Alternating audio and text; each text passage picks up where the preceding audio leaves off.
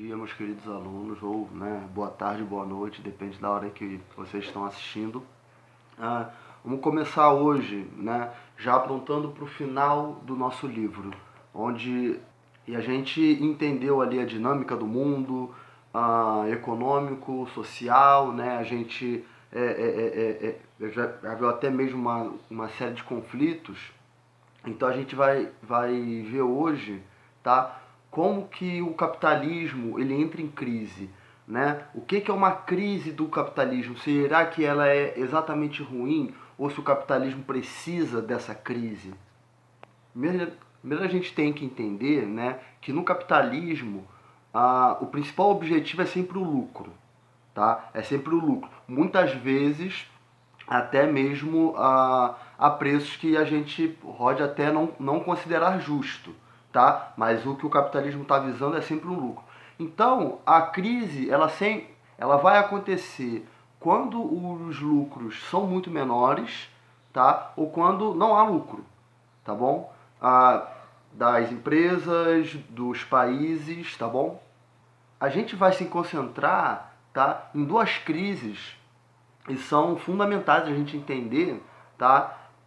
Até mesmo para a gente entender como que funciona esse sistema. Então a gente tem uma crise clássica, que é de 1929, que foi a quebra da Bolsa de Valores de Nova York, onde a gente que é uma coisa que tem tudo a ver, com a Primeira Guerra, tá? A Primeira Guerra que acontece ali de 14 a 17, né? Você tem uma Europa devastada, tá? Porque é uma guerra que vai acontecer principalmente no território europeu, tá? Entre as potências, né? E isso vai acabar beneficiando os Estados Unidos, porque eles que estavam vendendo armas, tá, para ambos os lados antes de entrar na guerra. Quando ele entra na guerra, ele define a guerra, para o lado da Tríplice Entente, ou seja, para França, Inglaterra e Rússia, embora a Rússia tenha saído ali na metade para o final do conflito, né? Então, quando acaba a Primeira Guerra, você tem uma Europa devastada, e aí devastada que eu digo, para além, de, enfim, bombardeios e pessoas que morreram, você tem um problema, tá, na indústria, porque a guerra ela é uma emergência nacional. Sendo assim, toda a indústria ela é deslocada, tá, para as necessidades provenientes da guerra. Então, toda a capacidade industrial desses países estava voltada para a guerra.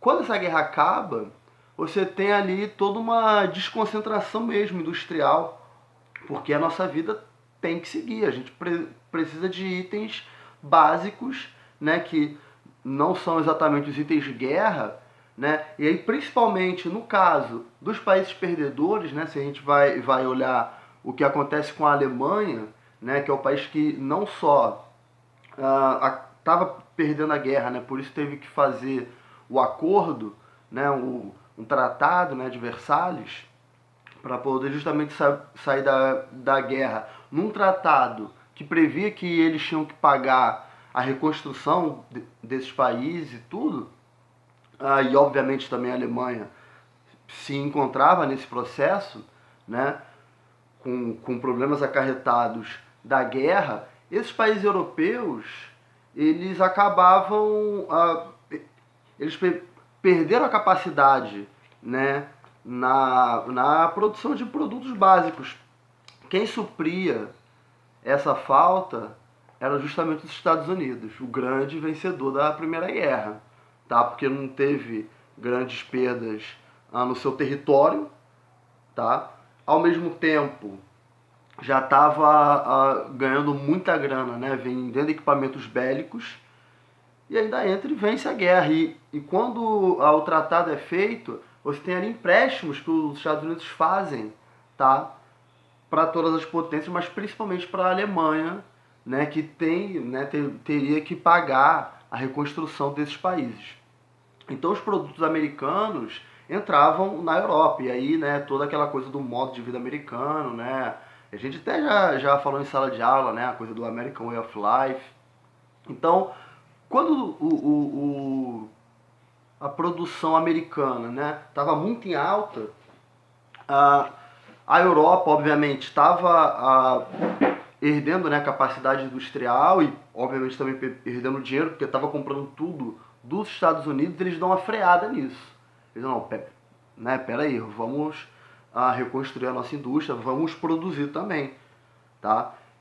E isso vai causar um problema nos Estados Unidos, por quê? Porque eles já estavam produzindo em massa, em larga escala, contando com a venda para esses países europeus. À medida que essas vendas não aconteciam, tá? Que os produtos americanos encalhavam, isso dá uma crise de superprodução. Porque se você já produziu, você já gastou. Você agora precisa vender aquilo, tá? Não só, né, para cobrir os gastos de produção, mas né, principalmente para o lucro, que é justamente o objetivo no capitalismo, tá? Então, quando a Europa dá essa freada, deixa de comprar os produtos americanos, eles encalham, tá? E aí também numa economia que era extremamente liberal, tá? Onde o Estado de fato não se envolvia com as questões econômicas, né? Deixava o mercado livre, você passa a ter uma crise. E aí essas empresas, né, que estavam contando com essas vendas para a Europa, a partir do momento que elas são freadas, né, principalmente nos portos, essas empresas que tinham ações na Bolsa de Valores começam a quebrar. E a empresa quebra, outra quebra, outra quebra, daqui a pouco, né, porque a economia é toda ligada. Então, você tem uma quebra, né, na Bolsa de Valores, você tem muita gente perdendo dinheiro, você tem como consequência disso muita gente perdendo emprego, tá? Um desemprego muito grande. Precisou, né, após alguns anos ali dessa depressão econômica, o Estado se envolvendo na economia, né? Uma coisa até da teoria keynesiana, né, de você do Estado garantir, né, o emprego. Então, isso foi feito através do New Deal pelo presidente ali, o Roosevelt, né? Então, apontando ali a partir desse momento que os Estados Unidos conseguem sair dessa crise, tá? E aí, claro, o Brasil também acaba se prejudicando nessa crise, porque também, assim, o mundo todo, né, não estava mais comprando. O Brasil, grande produtor de café, ficou com o café encalhado também, né? E aí é isso, é uma coisa também própria do capitalismo. Queimaram as sacas de café porque era menos prejuízo, né? Você queimar essas sacas do que, sei lá, você distribuir do que você dá, né? Utopia aqui do professor. Outra crise que também é marcante, né, para a gente entender até mesmo o funcionamento do capitalismo, é a crise de 2008, até porque está mais perto aqui no nosso horizonte, né, que é uma crise que vai impactar o sistema financeiro, né, a começar pelos Estados Unidos, né, porque a economia ela é toda globalizada, ela está toda ligada, né, então você tem principalmente ali, né, os lugares de crédito, né, que financiavam casas e tudo mais a especulação imobiliária, né, que coloca os preços lá em cima. E aí as pessoas que compravam as casas acabavam não tendo como pagar esses financiamentos, né? E aí, assim, se o financiamento não é pago, da onde eles vão tirar esse dinheiro? De lugar nenhum. Então não tem esse dinheiro, né? Sendo que já foi emprestado. Eu até lembro assim, de uma certa covardia que tinha, dizendo que o problema foi ter emprestado dinheiro para o pobre, né? Como se a especulação imobiliária não fosse o problema, né? Como se a culpa do preço do imóvel, do financiamento ser tão caro, né, o preço das hipotecas, fosse culpa do pobre, né? Mas enfim, você teve ali esses essas instituições de crédito, né? Ah, não recebendo, né, por aquilo que elas acabaram financiando, daí os bancos eles vão foram quebrando em seguida, né, porque afinal de contas, se essas instituições não recebiam da dívida delas, elas também não pagavam. E aí elas não pagavam justamente esses grandes bancos. Então você teve a quebra de grandes bancos mesmo. E aí, né, numa coisa que começa nos Estados Unidos, você tem isso ao redor do mundo todo. Você teve banco na Europa quebrando. Tá? Você teve países periféricos bancando grandes bancos europeus para que esses bancos não quebrassem. Tá? Então aí a gente vê como que o Estado, né, ele acaba sendo necessário, né?